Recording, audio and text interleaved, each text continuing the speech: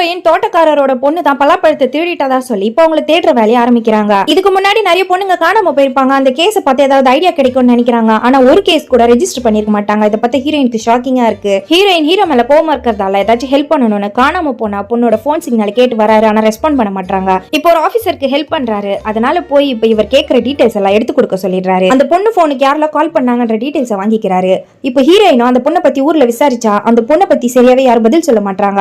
அந்த பொண்ணு 3 நாளா ஸ்கூலுக்கு வரலன்னு கூட படிக்கிற பசங்களும் சொல்லிடுறாங்க. காணாம போன பொண்ணு கீழ் ஜாதியை சேர்ந்தவங்க ஒரு திருடின்னு ஒருத்தர் சொல்லிடுறாரு. ஹீரோயினும் என்னோட பேரை பத்தியா நானும் அதே கீழ் ஜாதியை சேர்ந்தவதான், நான் திருடி கிடையாது, திருடி நான் பிடிக்க வந்தவன் சொல்லிடுறாங்க. காணாம போன பொண்ணு போனுக்கு 3 நம்பர்ல இருந்து அடிக்கடிக்கு கால் வந்திருக்கும். அந்த 3 நம்பருமே இந்த கடை ஓனர் பேர்ல தான் இருக்கும். இப்ப அவர்கிட்ட விசாரிக்க வராங்க.